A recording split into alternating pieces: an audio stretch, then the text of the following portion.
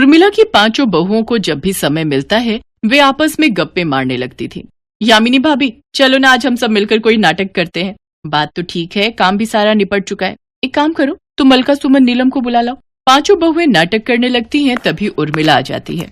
बस कोई काम नहीं, ये फालतू के ड्रामे करती रहती हो। अरे एक गिलास पानी तो पिला दो, कितनी धूप में चल कर आई हूँ। शोभा, जाओ जरा माँ जी के लिए एक गिलास घड़े का पानी लेकर आओ। क्या हुआ माँ जी, आपने आने में बहुत देर कर दी? अरे वो राज रानी ने 2-3 घर बताए थे, आम का अचार डलवाना था किसी ने, वही डालकर आ रही हूँ। ये 100 रुपए दिए हैं। अच्छा मैं थोड़ी देर लेट जाती हूँ। ये ले यामिनी बहू, सब्जी वाला निकलेगा तो 2 टाइम की खरीद लेना। माँ जी इस उम्र में भी कितना काम करती हैं। हम सबके पति भी पूरा दिन मजदूरी करके शाम को थके हारे घर लौटते हैं। हम सब कितनी भाग्यशाली हैं जो हमें ऐसी सास मिली। उर्मिला की पांचों बहुएं ससुराल में थोड़े में ही खुश थीं, क्योंकि उर्मिला अपनी बहुओं का बहुत ख्याल रखती थी। सब बहुएं अपने अपने काम में लग जाती हैं। यामिनी भाभी, वो घर में दालें सारी खत्म हो गई हैं। अच्छा पर ये सब तो शाम को आएंगे। माँ जी ने जो 100 रुपए दिए उसकी तो सब्जी आ जाएगी। कल देखते हैं, ये सब पैसे देंगे तो खरीद लाएंगे। तभी सब बहुओं के पति भी मजदूरी करके लौट आते हैं, पर उस दिन किसी को भी मजदूरी के पैसे नहीं मिले। पता नहीं क्या होगा, अभी तो मजदूरी के सारे काम बंद पड़े हैं। आज भी हम में से किसी की कोई कमाई नहीं हुई। चिंता मत करो जी, हर दिन एक सा नहीं रहता। ये लो तुम रोटी खा लो। अपने अपने पति के परेशानी से भरे चेहरे देखकर सभी बहुएं भी दुखी हो जाती हैं। काश हम सब भी कोई काम कर पाते तो घर के खर्चों में कितनी मदद हो जाती। हाँ पर हम कर ही क्या सकते हैं। नीलम ये लो पकोड़े लाया था, सबको बांट दो। नीलम सब में थोड़े थोड़े पकौड़े बांटती है, तभी उसकी नजर उस अखबार पर जाती है जिसमें पकौड़े रखे थे। इसमें कुछ लिखा है, हमारे गांव में 15 अगस्त के दिन एक नाटक प्रतियोगिता होने वाली है। जो भी सबसे अच्छा नाटक प्रस्तुत करेगा उसे 50,000 रुपए का इनाम मिलेगा। क्या 50,000 रुपए का इनाम? अगर हम इनाम को जीत गए तो हमारे घर में कितनी मदद हो जाएगी। उन रुपयों से हम सब कोई नया व्यापार भी शुरू कर सकते हैं। हाँ ये तो बहुत सही रहेगा। क्यों ना हम सब मिलकर स्वतंत्रता दिवस के लिए एक नाटक तैयार करें। पर इसके लिए तो हमें कुछ रुपयों की और समय की भी जरूरत है, क्योंकि माँ जी और ये सब इसके लिए नहीं मानेंगे। यामिनी भाभी, हम दिन में अभ्यास नहीं कर सकते, पर रात में तो हम पांचों मिलकर नाटक का अभ्यास कर सकते हैं। वो तो ठीक है, पर हम नाटक किस विषय पर करेंगे वो भी तो सोचना पड़ेगा। मुझे लगता है क्यों ना हम फौजी नाटक तैयार करें। हम जल्दी इस नाटक को तैयार कर सकते हैं। देशभक्ति की भावना से भरा ये नाटक सबको बहुत पसंद आएगा, पर हमें उसके लिए फौजी की वेशभूषा भी खरीदनी पड़ेगी। तो कोई बात नहीं भाभी, हम सबके पास थोड़े थोड़े पैसे जुड़े हुए हैं। हम सब मिलकर अपने अपने लिए फौजी की वेशभूषा खरीदेंगे। अब जब विचार कर ही लिया है तो हम कल चलकर गांव में बने इस प्रतियोगिता स्थल पर जाकर अपना नाम लिखवा देंगे। अगले दिन पांचों बहुएं मिलकर प्रतियोगिता स्थल पर जाती हैं और अपना नाम लिखवा देती हैं और आपस में पैसे मिलाकर फौजी की वेशभूषा खरीद लेती हैं। सारा दिन काम निपटाकर पांचों बहुएं रात को नाटक का अभ्यास करती थीं। कुछ दिन तक सब बहुओं ने मिलकर बहुत अच्छा नाटक तैयार कर लिया। एक रात जब पांचों बहुएं छत पर नाटक का अभ्यास कर रही थी, तभी उन्होंने अपने बराबर में बने एक खाली घर से कुछ लोगों की आवाज सुनी। हमारे पड़ोस में तो कोई नहीं रहता, फिर ये किसकी आवाज आ रही है? पहले तो कभी नहीं आई। शोर मत करो, हम इनकी बातों को ध्यान से सुनते हैं। बहुएं देखती हैं कि बराबर वाले खाली मकान में बंदूक ताने कुछ आतंकवादी बात कर रहे हैं। भाई तुम सबने ये गांव सही चुना है ना, क्योंकि यहाँ से शहर का रास्ता 5 किलोमीटर की दूरी पर है। हम लोगों ने सारे हथियार यहाँ छुपा दिए हैं। हाँ भाई चिंता मत करो, 15 अगस्त आने में अभी 2 दिन का समय है। हम कल शाम को ही यहाँ से निकल जाएंगे और शहर को बम से उड़ा देंगे। 15 अगस्त के दिन पूरे शहर को आजादी मिल जाएगी। हे भगवान, ये आतंकवादी इस घर में छुपे हुए हैं। हमें जल्द से जल्द पुलिस को इस बात की खबर देनी होगी। पर भाभी अभी तो रात का समय है, इन लोगों ने हमें पुलिस के पास जाते हुए देख लिया तो आतंकवादी सतर्क हो जाएंगे। भाभी हमें बिना किसी को बताए पुलिस स्टेशन जाना होगा, तभी ये आतंकवादी पकड़े जा सकते हैं, वरना शोर मच जाएगा। ठीक है, तुम सब धीरे धीरे सीढ़ियां उतरकर दरवाजे तक पहुंचो। ध्यान रहे माँ जी और इन सब की आंख ना खुले। पांचों बहुओं ने फौजी की वेशभूषा पहनी हुई थी, पर उस समय उन्होंने उस चीज को नहीं देखा। उन्हें तो सिर्फ आतंकवादियों को पकड़वाना था ताकि वो किसी को कोई नुकसान न पहुंचा सके। वे सब पुलिस स्टेशन पहुंचती हैं और पुलिस को इस बात की खबर देती हैं। पुलिस अलर्ट हो जाती है। वहीं से फौज को भी फोन मिलाया जाता है। मोहल्ले वालों को पुलिस सतर्क कर देती है। सब तरफ शोर मच जाता है। उर्मिला और उसके पांचों बेटे भी अब तक जाग चुके थे, पर बहुएं तो घर में थी ही नहीं। सब घबरा गए। क्या कहा? बहुएं घर में नहीं है? आखिर गई कहाँ? तुम सबको पता है हमारे बराबर वाले घर से आतंकवादी पकड़े गए हैं। मेरी तो जान निकल रही है। अरे कोई पता करो हमारी बहुएं कहाँ हैं।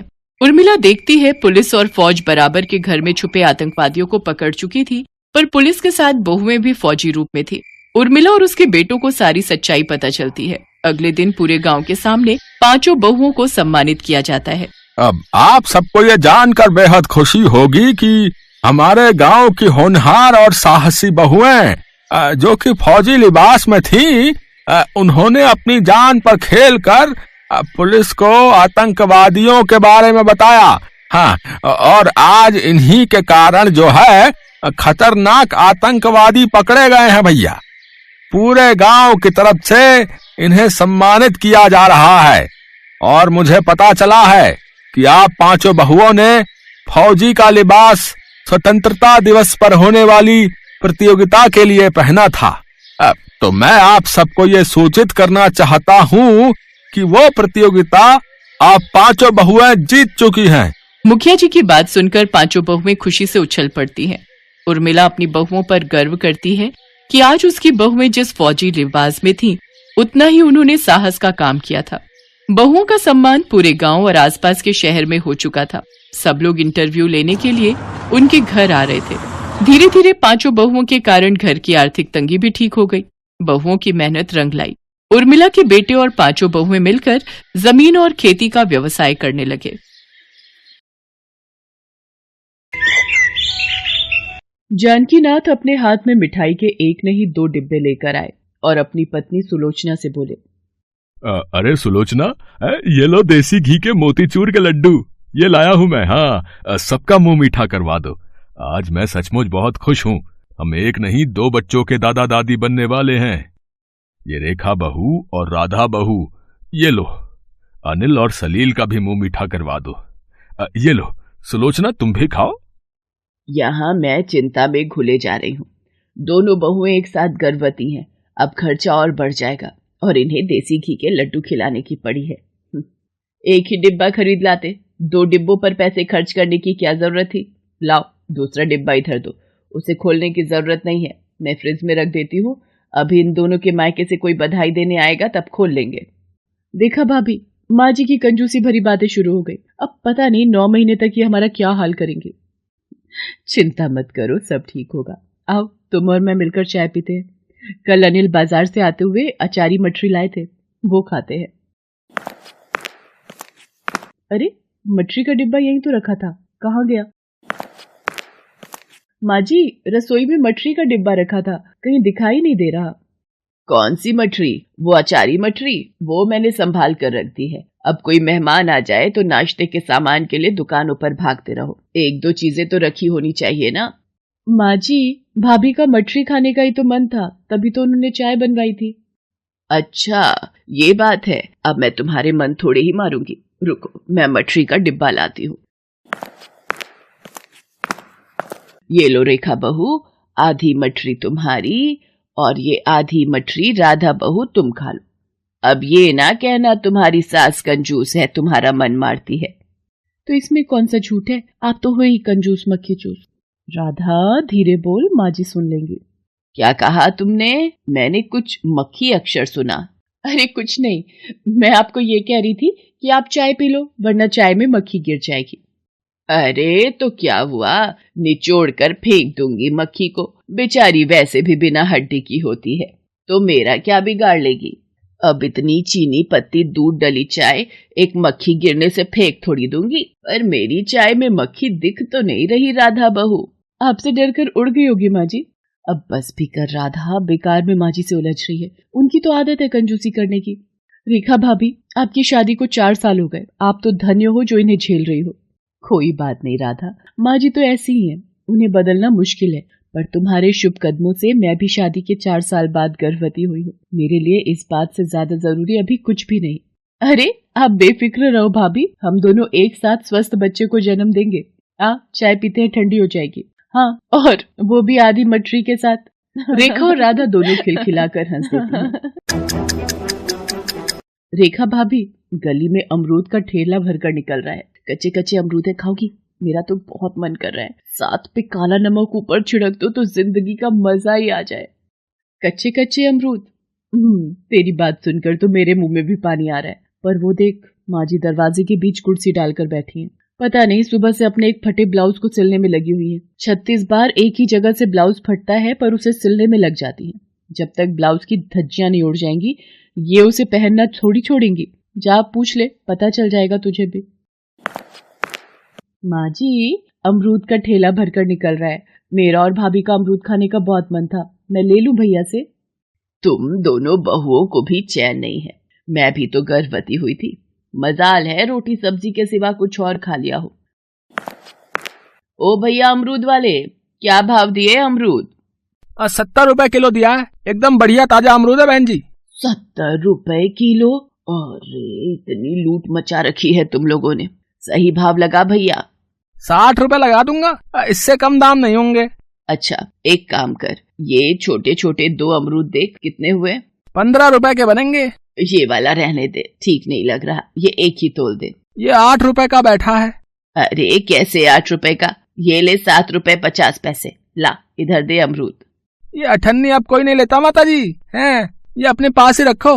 नहीं लेनी मत ले अठन्नी, मेरे काम आ जाएगी। इस अठन्नी की मैं हरी मिर्च खरीद लूंगी और इसे मैं माताजी दिखाई देती हूँ। बड़ा आया माताजी बोलने वाला, इतने बेकार अमरूद लेकर घूम रहा है। ये लो अमरूद, आधा आधा काट कर खा लो। तुम दोनों भी मेरा खर्चा करवाने में लगी रहती हो।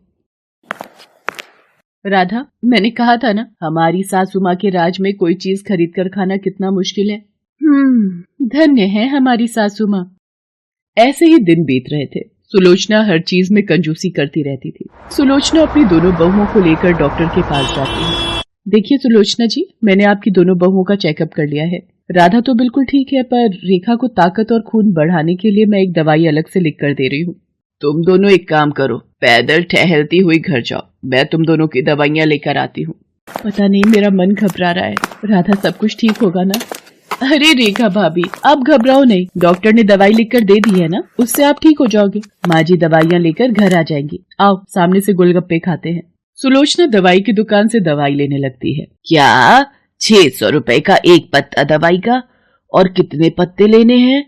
4, यानी कि 2400 रुपए के 4 पत्ते। एक काम करो भैया, तुम ना ये दवाई रहने ही दो, बाकी की दवाइयाँ दे दो। ये डॉक्टर भी ना फालतू की दवाइयाँ लिख देते हैं। एक दवाई नहीं भी खाएगी तो कौन सा ज्यादा फर्क पड़ जाएगा। चुपचाप ये दवाई खाने को दे दूंगी। रेखा बहू को बड़ा पता चल रहा है कौन सी दवाई कम है। डिलीवरी के दिन पूरे होने में अभी समय था, पर रेखा के डिलीवरी का दर्द छिड़ जाता है। सब लोग रेखा को हॉस्पिटल लेकर जाते हैं। डॉक्टर, अब रेखा कैसी है? रेखा के अंदर खून की बहुत कमी है। उसके शरीर में इतनी ताकत नहीं है कि वो लेबर पेन झेल पाए। हमें उसका बड़ा ऑपरेशन करना पड़ेगा। रेखा की जान को खतरा है। वैसे ऐसा होना तो नहीं चाहिए था। मैंने रेखा को जो दवाई लिखकर दी थी वो दवाई बहुत असरदार थी। आपने समय पर रेखा को वो जो मैंने अलग से दवाई लिखकर दी थी वो दी थी ना? मैं राधा से फोन पर पूछता हूँ, उसे पता होगा। सलील, रेखा भाभी की तबीयत कैसी है? हाँ, दवाइयाँ तो वो समय पर ही ले रही थी। 1 मिनट रुको, मैं उनकी दवाई के डिब्बे में देखती हूँ। कौन सी दवाई बता रही है डॉक्टर? सलील, वो दवाई का पत्ता तो इन दवाइयों में है ही नहीं। मैं सब कहानी समझ गया सलील बेटा, ये सब किया धरा सुलोचना तुम्हारा ही है। तुम्हारी वजह से आज रेखा बहू की जान खतरे में है। तुमने थोड़े से पैसे बचाने के लिए अपनी बहू और होने वाले बच्चे की जान खतरे में डाल दी। मुझे तुमसे ये उम्मीद नहीं थी सुलोचना। माँ, आपने ऐसा क्यों किया? आपको तो पता था ना कि हमारी शादी के 4 साल बाद रेखा गर्भवती हुई थी और हमारे लिए ये आने वाला बच्चा कितना अनमोल है। अगर रेखा या मेरे बच्चे को कुछ हो गया तो मैं आपको कभी माफ नहीं करूंगा माँ। मुझे माफ कर दो अनिल बेटा, मुझसे बहुत बड़ी गलती हो गई। मैंने कंजूसी की जिसका परिणाम आज मुझे ये मिला है। सुनो जी, आप भी मुझे माफ कर दो, मैंने बड़ी ही भूल कर दी। हे गणपति बप्पा, मेरी बहू और होने वाले बच्चे की रक्षा करना। मैं जीवन में कभी भी कंजूसी नहीं करूंगी, मैं वादा करती हूँ। बधाई हो सुलोचना जी, आपकी बहू को प्यारी सी बेटी हुई है। आपकी बहू और पोती दोनों ही स्वस्थ हैं। क्या मेरी पोती पैदा हुई है? डॉक्टर, आज मैं बहुत खुश हूँ। सुनो जी, मैं दादी बन गई, दादी। हाँ हाँ सुलोचना, मैं भी तो पोती का दादा बन गया। सुलोचना अपनी पोती को गोद में लेकर खूब प्यार करती है, मानो अपनी पोती को गोद में लेकर उसे दुनिया की सारी खुशियां मिल गई हो। उसकी आंखों में खुशी के आंसू भर आते हैं। सुलोचना को अपनी गलती का एहसास हो जाता है। कुछ दिनों बाद राधा भी एक प्यारे से बेटे को जन्म देती है। दोनों बहुओं की गोद भरने से सुलोचना बहुत खुश थी। अब उसने अपने व्यवहार को बदल दिया था। ये देखकर सब बहुत खुश थे।